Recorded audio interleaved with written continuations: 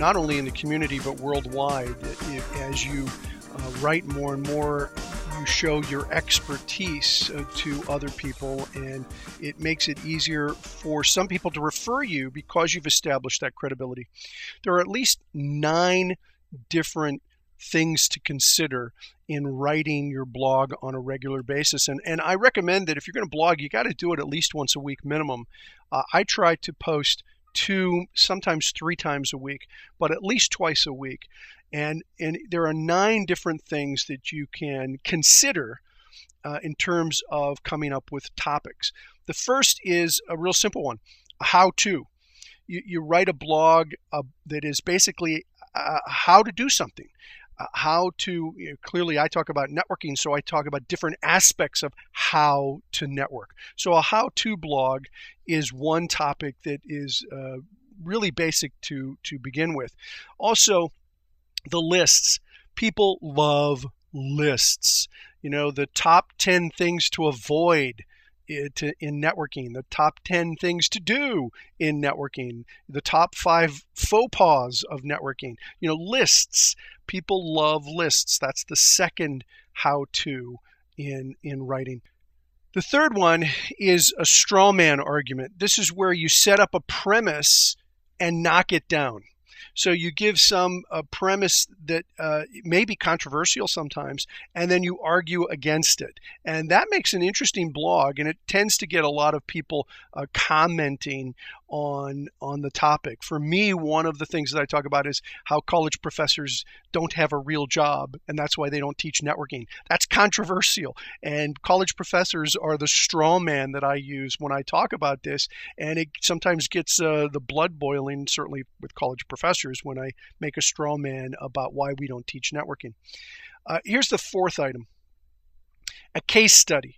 Case studies make interesting blogs. Now, you might have to break that up into a few, because one of the things I found is that you really shouldn't do long blogs. The long blogs you lose people. So blogs, I find, tend to be around 500 words, no more than 1,000 words. 1,000 words is a long blog. I'll write an article pretty consistently at 1,000 words, but a blog entry, I try to shoot more for about 500. So if you're doing a case study, you might have to break the case study up into a couple of different blog entries.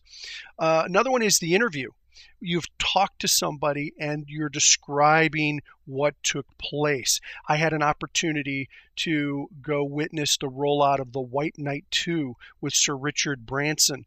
And so I interviewed Burt Rutan and talked to him, and I talked about my interview with him in my blog. So interviews can be very interesting, particularly if you're talking to somebody who's very knowledgeable or certainly well known. The next item is the trend. People love to hear about trends. Where is the marketplace headed? Where is a trend in your industry? This is particularly effective towards the end of the year or the beginning of the year. So you do a blog on what your predictions are for your industry over the next year or two, and you do that around the beginning of the year. It's a real popular blog topic for early in the year. Pain avoidance. That's another great topic, pain avoidance. If you want to avoid this problem, do this instead. And that makes a great blog topic. Here's another one. Your top clients' questions. Ask your clients, what are some of the most important or frequently asked questions that you have about what I do? And take those questions and break them down into various blogs. Finally, another topic to use is surveys. Survey your audience, or take surveys that you may be using on your website or that you may do for some project and blog about those. At BNI.com, we always have a series of surveys going. And so from time to time, I'll do a blog that describes where the survey stands and what's going on. So those are the 9 different topics that you can use. And with those 9 topics, you could easily do a year's worth of blogs, breaking it down into those various categories and finding something of interest, a little bit of something interesting for just about everybody. Well, a catchy title. catchy title, it almost always gets my interest. Of course, it needs to be on a topic that I'm somewhat interested in, but catchy titles are so important in blogs. And if you can come up with something that really gets people's attention, sort of like the blog that I did that led to the book, The 29% Solution, the blog that I did called Santa Claus, Easter Bunny, and 6 Degrees of Separation. I mean, that just got a lot of people coming to it because it was such an unusual kind of title.